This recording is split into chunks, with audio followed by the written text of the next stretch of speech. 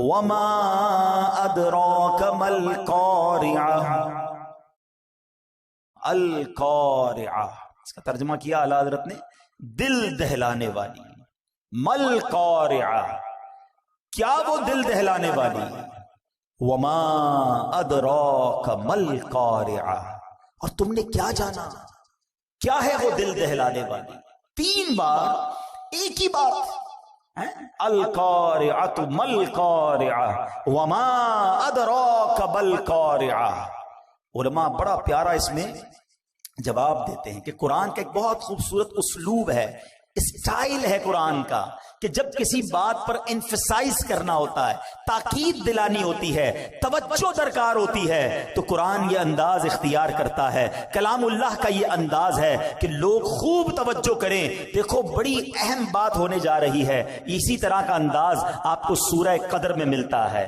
انا انزلناہ فی لیلۃ القدر وما ادراک ما لیلۃ القدر. قرآن خود پوچھتا ہے بتاؤ تم نے کیا جانا لیلۃ القدر کیا ہے؟ پھر قرآن اس کے بعد خود ہی بتاتا ہے.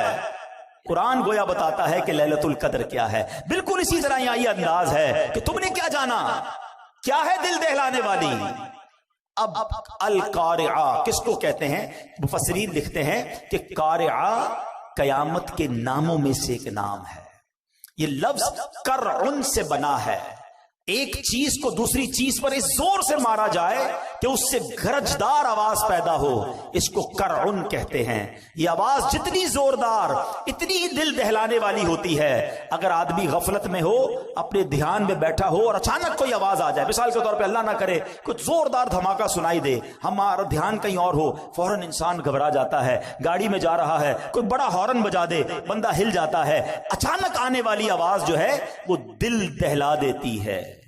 اب ذرا غور کیجئے کہ ہوگا کیا. ان مثالوں کو تصور میں رکھیے اور قیامت میں کیا ہوگا. فرمایا تاجر کاروبار میں مصروف ہوں گے. nobody knows، پتہ بھی نہیں ہوگا، کسی کو پتہ نہیں ہوگا. تاجر کاروبار میں مصروف ہوں گے، خواتین گھر کے کام کاج میں مصروف ہوں گی، کسان کھیتوں میں مصروف ہوں گے، کوئی کھانا کھا رہا ہوگا، کوئی اپنے دوستوں کے ساتھ باتیں کر رہا ہوگا. اس وقت اچانک ایک زوردار زلزلہ برپا ہوگا، پوری زمین ہل جائے گی، آسمان پھٹ جائیں گے، ستارے بارش کی طرح زمین پر جھڑ پڑیں گے، بلند و بالا پہاڑ ٹوٹ جائیں گے، بڑے بڑے سیارے آپس میں ٹکرا کر ریزہ ریزہ ہو جائیں گے. ذرا تصور تو کیجئے وہ کیسا ہولناک دھماکہ ہوگا، کیسا زلزلہ ہوگا. اس وقت دل کیسے دہل جائیں گے، کیسی بدحواسی ہوگی. اور یہ دن آنا ہے. قرآن نے ایک اور جگہ اس کو بیان کیا، ان زلزلۃ الساعۃ شیء عظیم یوم ترونها تذہل کل مرضعۃ عما ارضعت وتضع کل ذات حمل حملها وترى الناس سکارى وما هم بسکارى. قرآن کیا کہتا ہے سنو، بے شک قیامت کا زلزلہ بہت بڑی چیز ہے. جس دن تم اسے دیکھو گے تو حالت یہ ہوگی کہ ہر دودھ پلانے والی اپنے دودھ پیتے بچے کو بھول جائے گی. ماں دودھ پیتے بچے کو بھول جائے، اتنی گھبراہٹ ہوگی. ہر حمل والی اپنا حمل ڈال دے گی، جس کا حمل ہوگا نا پریگننٹ ہوگی، اس کا حمل گر جائے گا.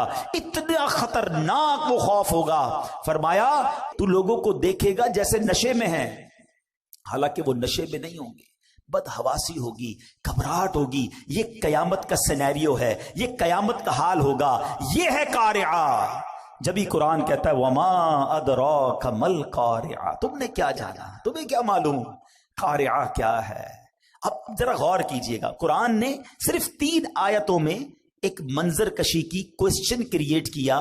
اب قرآن بتا رہا ہے ہوگا کیا. سنو اس دن سینیریو کیا ہوگا، گھبراہٹ کیسی ہوگی. یوم یکون الناس کالفراش المبثوث. قرآن کہتا ہے جس دن آدمی پھیلے ہوئے پروانوں کی طرح ہوں گے. آپ نے دیکھا ہوگا جب بارشیں وغیرہ ہوتی ہیں تو پروانے آتے ہیں، بارشوں میں زیادہ آتے ہیں، اور وہ چھوٹے چھوٹے کیڑے کی طرح ہوتے، پر اڑتے مکھی کی طرح، اور کوئی ادھر جا رہا ہوتا ہے، کوئی ادھر جا رہا ہوتا ہے، کوئی ٹکرا کے گر رہا ہوتا ہے، لائٹ سے ٹکرا رہے ہوتے ہیں. کوئی ڈائریکشن نہیں ہوتی ہے، ادھر ادھر بدحواسی ہوتی ہے پروانوں میں. قرآن نے مثال دی کہ لوگ ایسے ہوں گے جیسے پروانے ہیں، کوئی ادھر بھاگ رہا ہوگا، کوئی ادھر بھاگ رہا ہوگا، ہر کوئی گھبرایا ہوا ہوگا، بالکل ہوش و حواس نہیں ہوگا. یہ تو لوگوں کا حال ہوگا. اب قرآن اگلی آیت میں کہتا ہے وَتَكُونُ الْجِبَالُ كَالْعِهْنِ الْمَنْفُوشِ. یہ پہاڑ جو ہے نا دنیا کی طاقتور ترین چیز ہے. آپ نے دیکھا ہوگا کتنے بڑے بڑے پہاڑ ہیں، اتنے دیو ہیکل جس کو کہا جاتا ہے پہاڑ. یہ پہاڑ ہلاؤ تو ہلتے نہیں ہیں، کتنے سال لگتے ہیں پہاڑ کو توڑنے میں. ہمارے سائیڈ ایریا وغیرہ میں پہاڑوں کو توڑ کے روڈ بنائے گئے تو ہم دیکھتے تھے سالوں لگتے تھے، ڈائنامٹ سے اڑانا پڑتا تھا، مگر تھوڑا سا حصہ ہلتا ہے اس کا. مگر اللہ فرماتا ہے جب قیامت کا زلزلہ آئے گا نا تو یہ پہاڑ پتہ ہے کیسے ہو جائیں گے؟ وَتَكُونُ الْجِبَالُ كَالْعِهْنِ الْمَنْفُوشِ، کہ کہا پہاڑ رنگ برنگی دھنکی ہوئی اون کی طرح ہو جائیں گے. یہ ہمارے علاقے میں بھی آپ نے دیکھا ہوگا، وہ رضائی بنانے والے کو، رضائی بنانے والا آپ نے دیکھا ہوگا ڈنڈی مارتا ہے رضائی پہ جب بنا رہا ہوتا، تو اون جو ہے نا، اون روئی وہ اڑتی ہے. قرآن کہتے ہیں جیسے یہ روئی اڑتی ہے نا ایسے پہاڑ اڑ رہے ہوں گے. صرف 2 آیتوں میں ہمارے سامنے قیامت کا نقشہ آ گیا کہ لوگ بدحواس ہوں گے. یوم یکون الناس کالفراش المبثوث، اور پہاڑ کیسے ہوں گے؟ وَتَكُونُ الْجِبَالُ كَالْعِهْنِ الْمَنْفُوشِ، کہ پہاڑ تو اون کی طرح اڑ رہے ہوں گے. اب ہمارا کیا ہوگا؟ یہی خوف بہت تھا نا. نہیں ابھی تو بات شروع ہوئی ہے. اب ذرا انڈرسٹینڈ کرو بات کو. اللہ نہ کرے کوئی اچانک آفت آ جائے، کوئی ٹینشن آ جائے، زلزلہ آ جائے اور آپ بھاگ رہے ہو اور کوئی بندہ آپ کو روکے، یار رکو ذرا بتاؤ تم نے آج دن کیسے گزارا ہے. تو آپ کہیں گے اللہ کے بندے حالت دیکھ رہے ہو، اتنی بڑی ٹینشن میں تم مجھ سے سوال کر رہے ہو. مگر سنو، اتنے خطرناک ماحول میں ہم سب سے سوال کیے جائیں گے. 1-2 دن کے لیے نہیں، پوری زندگی کا حساب بھی اسی حالت میں دینا ہوگا. اب آگے قرآن کیا کہتا ہے سنو. اللہ اکبر. میں آگے آیت لے جانے سے پہلے ذرا مزید قیامت کیسے آئے گی، میرے آقا مدینے والے مصطفیٰ صلی اللہ تعالی علیہ وسلم نے بڑی ڈیٹیل میں صحابہ کرام کو بتایا. آقا علیہ الصلوۃ والسلام فرماتے ہیں بے شک اللہ پاک نے زمین و آسمان بنانے کے بعد سور کو بنایا اور حضرت اسرافیل علیہ الصلوۃ والسلام کو عطا فرما دیا. ہم نے یہ بچپن سے سنا ہے کہ حضرت اسرافیل سور پھونکیں گے. آج ڈیٹیل میں سن لو وہ سور ہے کیا اور وہ کتنا بڑا ہے. تو حضرت اسرافیل کے بارے میں نبی پاک فرماتے ہیں کہ حضرت اسرافیل سور کو اپنے منہ میں لیے ہوئے ہیں اور عرش الہی کی طرف دیکھ رہے ہیں کہ اور انتظار میں ہیں کہ سور پھونکنے کا کب حکم دیا جاتا ہے. یعنی وہ ریڈی بیٹھے ہیں، تیار ہیں، جب رب کی طرف سے حکم آنا ہے حضرت اسرافیل نے سور پھونک دینی ہے. حضرت ابو ہریرہ فرماتے ہیں میں نے عرض کی یا رسول اللہ صلی اللہ تعالی علیہ وسلم یہ سور ہے کیا؟ کیا بات ہے صحابہ کرام کی، اتنے سوالات کر لیے، اتنے ڈیٹیل کوسچن کر لیے، ہمیں سمجھنا آسان ہو گیا. سنو نبی پاک فرماتے ہیں آج ڈیٹیل میں سمجھ لو. آقا نے فرمایا ایک نورانی سینگ ہے. عرض کی گئی حضور کتنا بڑا ہے؟ فرمایا بہت بڑا ہے. اس ذات کی قسم جس کے قبضے میں میری جان ہے، سور کا دائرہ زمین و آسمان کی چوڑائی جیسا ہے. اتنا بڑا، یوں سمجھیے. اب اس کو نارمل زبان میں سمجھانے کے لیے وہ ہارن جس طرح ہوتا ہے، ایک پائپ جس طرح ہوتا ہے، سور اس طرح کا ہے مگر وہ اتنا بڑا ہے کہ اس کا جو دائرہ ہے وہ زمین و آسمان کی چوڑائی جیسا ہے. اور حضرت اسرافیل کو اللہ کریم 3 بار سور پھونکنے کا حکم فرمائے گا. یہ سور 3 بار پھونکا جائے گا، یاد رکھیے گا. نمبر 1، پہلی بار نفخہ فزع یعنی گھبراہٹ کی پھونک ہوگی. دوسری بار نفخہ صعق یعنی موت کی پھونک ہوگی. اور تیسری نفخہ قیام یعنی موت کے بعد دوبارہ اٹھائے جانے کی وہ پھونک ہوگی. یہ 3 بار حضرت اسرافیل جو ہے وہ سور پھونکیں گے. اور اب سنو کیا ہوگا. 3 بار جو سور پھونکی جائے گی نا، اس کی ڈیٹیل بھی نبی پاک نے بیان کی. فرمایا اللہ پاک حضرت اسرافیل کو جب پہلی بار سور پھونکنے کا حکم دے گا نا، اس کو فرمائے گا انفخ نفخۃ الفزع یعنی گھبراہٹ کی پھونک مارو. حضرت اسرافیل علیہ السلام پھونک ماریں گے. اب جب اس کی ہولناک آواز آئے گی نا تو زمین و آسمان والے گھبرا اٹھیں گے. اللہ جسے محفوظ فرمائے، باقی لوگ گھبرا اٹھیں گے. اللہ پاک کے حکم سے حضرت اسرافیل اس آواز کو، اس پھونک کو اور لمبا کریں گے. اب اس کی ہولناکی سے پہاڑ ہلنے لگیں گے، بادل چلتے ہیں ایسے پہاڑ چلنے لگیں گے، ریزہ ریزہ ہو جائیں گے، شدید زلزلہ طاری ہو جائے گا. جیسا کہ اللہ پاک فرماتا ہے یوم ترجف الراجفہ تتبعها الرادفہ قلوب یومئذ واجفہ. جس دن تھر تھرانے والی تھر تھرائے گی، اس کے پیچھے آئے گی پیچھے آنے والی، دل اس دن خوف زدہ ہو جائیں گے. ایک جگہ نہیں، قرآن میں جگہ جگہ قیامت کی منظر کشی کی گئی ہے، قیامت کا حال بیان کیا گیا ہے. نبی پاک علیہ السلام نے مزید فرمایا کہ اس وقت زمین سمندر میں پھنسی ہوئی اس کشتی کی طرح ہوگی جسے سمندر کے تھپیڑے لگتے ہیں. کشتی کے سوار کبھی اوندھے گرتے ہیں، اس وقت دودھ پلانے والیاں دودھ پیتے بچوں کو بھول جائیں گی، حمل والیوں کے حمل گر جائیں گے، بچے دہشت کے سبب بوڑھے ہو جائیں گے، شیطان زمین کے کناروں کی طرف بھاگیں گے، فرشتے مار کے انہیں پھر زمین کی طرف ڈال دیں گے. عجب کوہرام ہوگا، لوگ ادھر سے ادھر بھاگ رہے ہوں گے، ایک دوسرے کو پکار رہے ہوں گے. ابھی لوگ اسی حال میں ہوں گے کہ زمین پھٹ جائے گی. اب لوگوں پر ایسی کیفیت اور خوف اور دہشت طاری ہوگی کہ اللہ پاک ہی بہتر جانتا ہے. سنو، آسمان بھی گلی ہوئی چاندی کی طرح پھٹ جائے گا، سورج اور چاند بے نور ہو جائیں گے اور آسمان کو اس کی جگہ سے کھینچ لیا جائے گا. یہ پہلی سور پھونکنے کے بعد حال ہوگا، اور یہ نبی پاک صحابہ کو بتا رہے ہیں. اب دوسری سور پھونکنے کا وقت آئے گا. آقا فرماتے ہیں اللہ پاک جب تک چاہے گا لوگ اس آفت میں، اس پریشانی میں مبتلا ہوں گے. پھر اللہ پاک حضرت اسرافیل علیہ السلام کو پھر نفخہ صاق یعنی سور میں موت کی پھونک مارنے کا حکم فرمائے گا. اس بار سور پھونکنے کے بعد آسمان والوں اور زمین والوں پر موت طاری ہو جائے گی. ہاں، جسے اللہ پاک چاہے گا اسے اس وقت موت نہیں آئے گی. اب ذرا خوبصورت کہتے نا اللہ کی، جس کو کہتے نا حاکمیت، رب کا جبار ہونا، قہار ہونا، مالک ہونا. اب ذرا الفاظ سنیے گا حدیث کے، ہلا دیتے ہیں، رونگٹے کھڑے کر دیتے ہیں الفاظ. سنو، اب حضرت ملک الموت اللہ رب العالمین کی بارگاہ میں عرض کریں گے یا رب، آسمان والے اور زمین والے تو سب موت کے گھاٹ اتر چکے، مگر جسے تو نے زندہ رکھا. اللہ پاک جانتا ہے، وہ تو خوب جانتا ہے کون زندہ ہے. فرمائے گا بتاؤ کون کون زندہ ہے. حضرت ملک الموت کہیں گے یا رب تو زندہ ہے اور تجھے کبھی موت نہیں آنی، تیرے سوا عرش اٹھانے والے فرشتے بھی زندہ ہیں، حضرت جبرائیل حضرت میکائیل بھی زندہ ہیں. حضرت اسرافیل کہیں گے مولا میں بھی زندہ ہوں.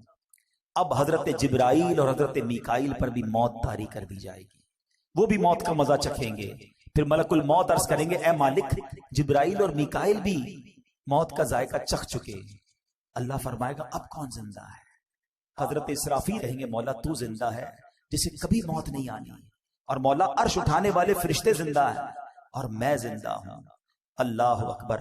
پہلے عرش اٹھانے والے فرشتوں پر موت طاری کی جائے گی، اور پھر ملک الموت جو آخری بچیں گے ان پر بھی موت طاری کر دی جائے گی. اب کوئی نہیں ہوگا، اب دنیا میں کوئی باقی نہیں ہوگا، اور وہی رب واحد قہار باقی ہوگا. وہ بے نیاز ہے، اس کا کوئی باپ نہ اس کا کوئی بیٹا، وہی اول ہے وہی آخر ہے. اور اب اللہ کیا فرمائے گا؟ اچھا، اللہ اس وقت جو فرمائے گا نا وہ بھی رب نے قرآن میں بیان کر دیا ہے. کاش قرآن پڑھنے والے بن جاتے ہیں. سب کچھ موجود ہے قرآن میں. اللہ پتہ ہے کیا فرمائے گا؟ لمن الملک اليوم، آج کس کی بادشاہی ہے؟ اللہ اکبر. ان جملوں کی ہیبت کو اگر سمجھو نا، اللہ فرما رہا ہے جب دنیا میں کوئی باقی نہیں ہے، ان تمام متکبرین، ان تمام جابرین، ان تمام لوگوں سے خطاب ہوگا جو سمجھتے تھے کہ ہمارے دم قدم سے دنیا قائم ہے، ہم ہیں تو جناب فیصلے ہوتے ہیں، ہماری اتھارٹی ہے. اب اللہ فرمائے گا لمن الملک اليوم، آج کس کی بادشاہی ہے؟ اس وقت کوئی جواب دینے والا ہی نہیں ہوگا. اب اللہ خود ہی جواب ارشاد فرمائے گا، اور وہ جواب بھی قرآن میں موجود ہے. اللہ فرمائے گا للہ الواحد القہار، ایک اللہ جو سب پر غالب ہے. ہائے ہائے ہائے، میرا رب باقی رہنے والا ہے، وہ حی ہے، وہ قیوم ہے. پھر فرمایا میرے آقا نے زمین اور آسمان کو یوں لپیٹ لیا جائے گا جیسے کاغذ لپیٹتے ہیں، پھر اس زمین کی جگہ کوئی اور زمین بچھا دی جائے گی، آسمان کی جگہ اور آسمان بنا دیا جائے گا۔ اب اللہ پاک 3 مرتبہ فرمائے گا میں ہوں جبار، جسے میرا شریک ہونے کا دعویٰ ہے سامنے آئے۔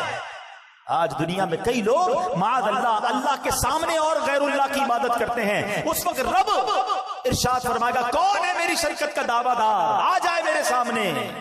اللہ اکبر، کوئی سر اٹھانے والا نہیں ہوگا۔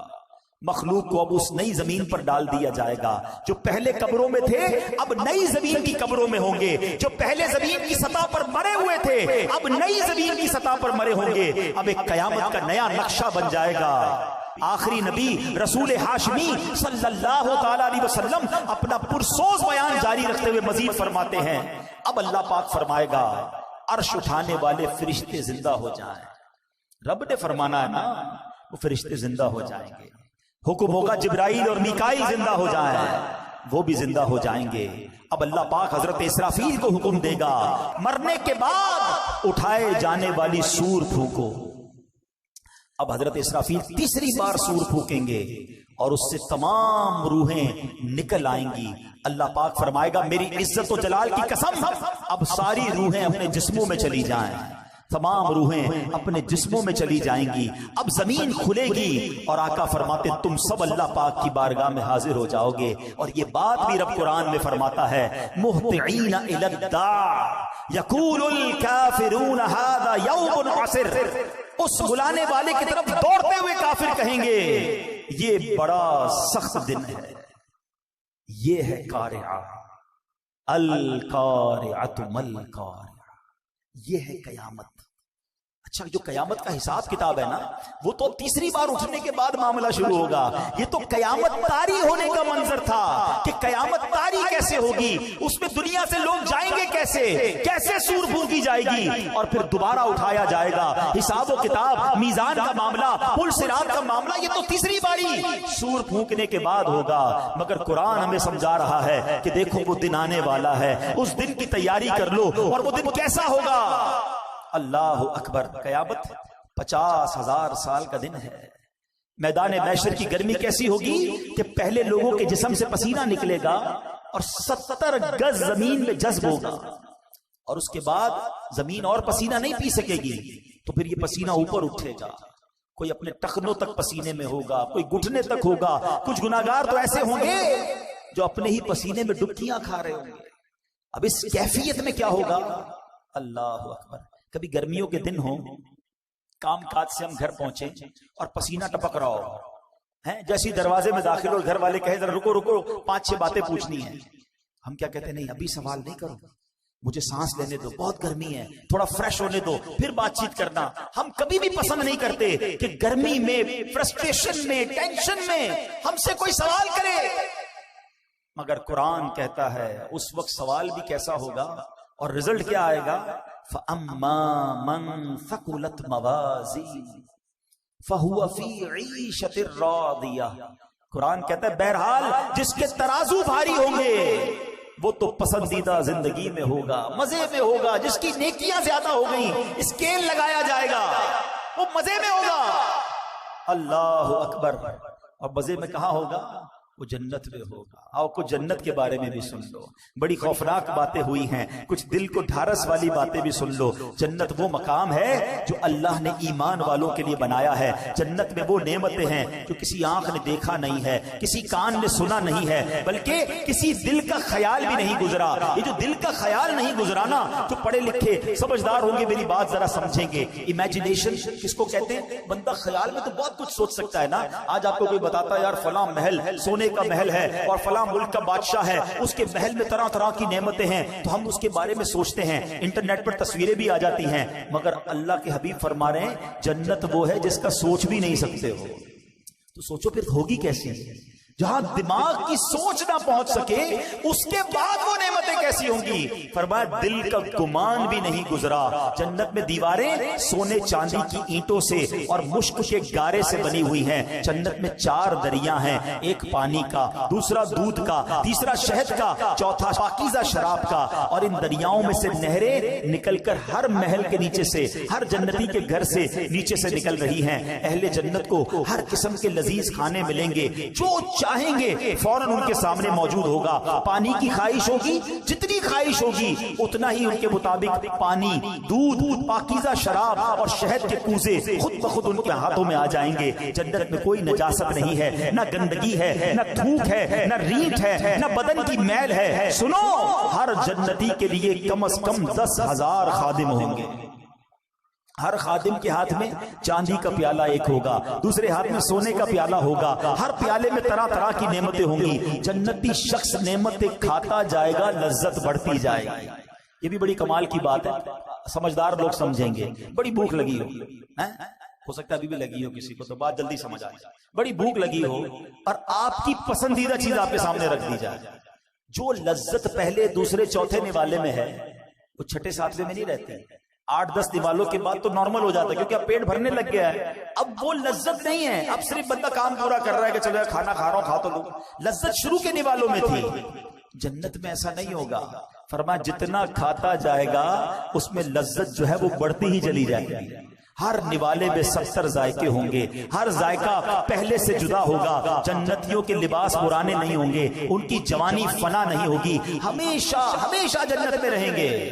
اللہ اکبر. سو کتنے خوش نصیب ہوں گے جن کے اعمال نامے نیکیوں کے بھاری ہو جائیں گے. فَأَمَّا مَنْ ثَقُلَتْ مَوَازِينُهُ فَهُوَ فِي عِيشَةٍ رَاضِيَةٍ. مزے مزے.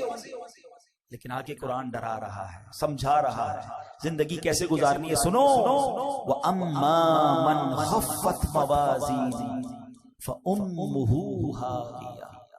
پھر وہی انداز، وَمَا أَدْرَاكَ مَا هِيَ. تم نے کیا جانا ہاویہ کیا؟ نارٌ حامیہ. قرآن کہتا ہے بہرحال جس کے ترازو ہلکے پڑ جائیں گے اس کا ٹھکانہ ہاویہ ہوگا. کیا معلوم وہ کیا ہے؟ فرمایا ایک شعلے مارتی آگ ہے.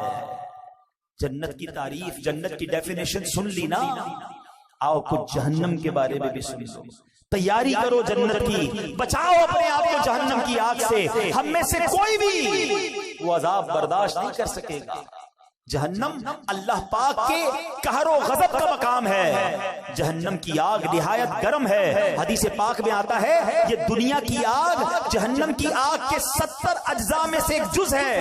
اگر اس دنیاوی آگ کو پانی سے 2 مرتبہ ٹھنڈا نہ کر دیا گیا ہوتا تو تم اس سے فائدہ نہ اٹھا سکتے. یعنی اس آگ کو ہمیں ٹھنڈا کر کے پیش کیا گیا ہے تو ہم اس آگ سے فائدہ اٹھا سکتے ہیں. جہنم کی آگ 70 ٹائم زیادہ خطرناک ہے. آپ سوچو تو صحیح، اس دنیا کی آگ کی تپش کتنی ہے.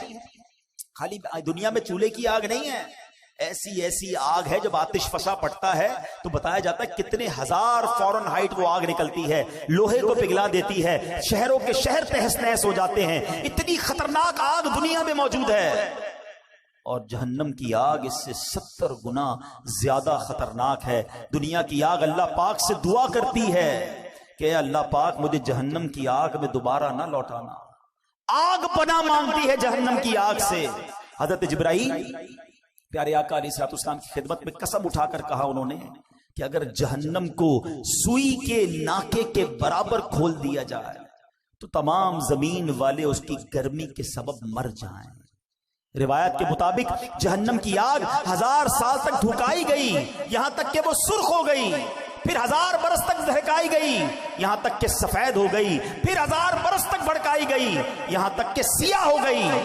اب وہ نری کالی سیاہ ہے جس میں روشنی کا نام بھی نہیں ہے. کون برداشت کر سکے گا؟ کون جا سکے گا؟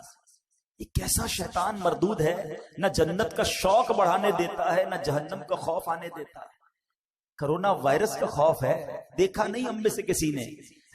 لاکھوں کروڑوں لوگ ہیں دنیا میں، چند لوگوں کو ہوا، ساری دنیا پریشان. مگر نبی پاک کے سچے وعدے، قرآن کی میں آیتیں سنا رہا ہوں کہ سنو، اعمال ناموں میں گناہ زیادہ ہوئے نا تو جہنم میں جاؤ گے، اور جہنم ایسی ہے. مگر اس میں کون توبہ کر رہا ہے؟ کون اللہ کو راضی کرنے والی زندگی گزار رہا ہے؟ کون حرام روزی چھوڑ رہا ہے؟ کون شراب سے دور بھاگ رہا ہے؟ کون نافرمانیوں سے دور جاتا ہے؟ حرام دیکھ رہے ہیں، حرام کھا رہے ہیں، حرام سن رہے ہیں، نمازیں قضا ہو رہی ہیں. سوچو یہ کدھر جا رہے ہیں؟ یہ شیطان نے کیسی غفلت کی چادر اڑا دی ہے ہم پر. کیوں نہیں تیاری کرتے اس جنت کی؟ دنیا کی 50 60 70 سالہ زندگی کو کچھ دنوں کے لیے صبر کے ساتھ گزار لو. جنت کی نہ ختم ہونے والی زندگی تمہارا انتظار کر رہی ہے. سودا کر لو نا اپنی جان کا. دنیا میں اگر آپ کو کوئی کہہ دے یار تمہارے پاس 1000 روپے ہیں مجھے دے دو، اس کے بدلے میں تمہیں 1 ارب روپے دے دوں گا، بندہ کہے گا بالکل لے لو. بالکل، یہ تو کمپیریزن ابھی بھی دنیا میں بنتا ہے، مگر جنت اور دنیا کا کوئی کمپیریزن نہیں. مگر سمجھانے کے لیے کہ اے بندے 50 60 70 سال میری فرما برداری میں گزار لے، نہ ختم ہونے والی جنت کی ابدی نعمتیں میں تجھے عطا فرما دوں گا. مگر ہم اس سودے کے لیے تیار ہی نہیں ہو رہے، ہم اپنے آپ کو تیار ہی نہیں کر پا رہے. خدا را آج سورہ قارعہ اور قیامت کے احوال سن کر، جہنم کی ہولناکی کو سن کر ہم زندگی میں کچھ فیصلہ کریں، اپنے آپ کو بدلنے کی کوشش کریں. اپنے بیان کے آخر میں ایک دل دہلانے والا واقعہ جب میں نے پڑھا، صحابی رسول حضرت عبداللہ ابن مسعود رضی اللہ عنہ سے روایت ہے کہ ایک بار ایک شخص بارگاہ رسالت میں حاضر ہوا، عرض کیا یا رسول اللہ صلی اللہ تعالی علیہ وسلم، کوئی ایسا مومن بھی ہے جو جہنم میں باقی رہ جائے گا؟ ذرا غور سے سنیے گا، ہو سکے تو سر جھکا کر سنیے.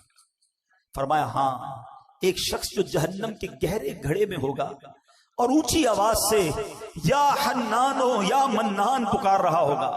اس کی آواز بلند ہوگی، اس آواز کو حضرت جبرائیل سنیں گے، کہیں گے العجب العجب، عجیب بات ہے، عجیب بات ہے. پھر حضرت جبرائیل علیہ السلام اللہ عز و جل کے عرش کے سامنے حاضر ہوں گے، سر سجدے میں رکھ دیں گے. اللہ پاک فرمائے گا ارفع راسک یا جبرائیل، اے جبرائیل اپنا سر اٹھاؤ. حضرت جبرائیل علیہ السلام سر اٹھائیں گے. اللہ پاک فرمائے گا جبرائیل تم نے کیا عجیب چیز دیکھی ہے؟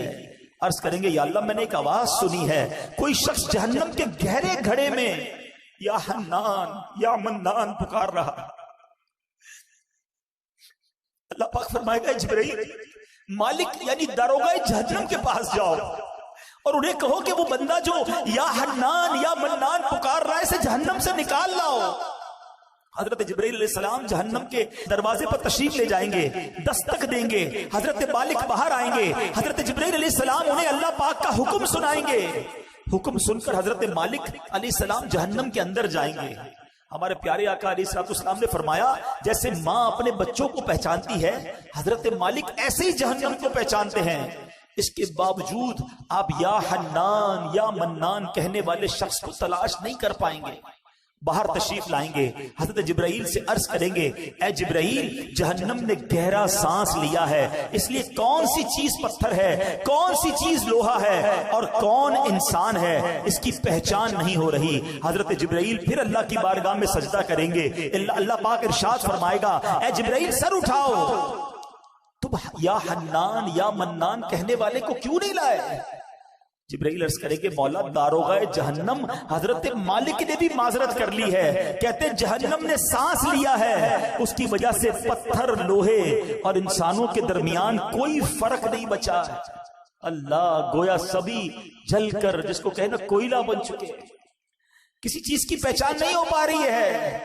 اللہ پاک فرمائے گا جبرائیل مالک سے کہو میرا بندہ جہنم کے فلاں گھڑے میں فلاں کونے میں اس طرح پڑا ہوا ہے. حضرت جبرائیل جہنم کے دروازے پر جائیں گے اور حضرت مالک کو یا حنان یا منان پکارنے والے کا پتہ بتائیں گے. حضرت مالک جہنم کے اندر جائیں گے تو دیکھیں گے ایک شخص ہے، اس کے پاؤں اس کی پیشانی کے ساتھ اور ہاتھ گردن کے ساتھ بندھے ہوئے ہیں اور جہنم کے سانپ بچھو اس کے ساتھ لپٹے ہوئے ہیں.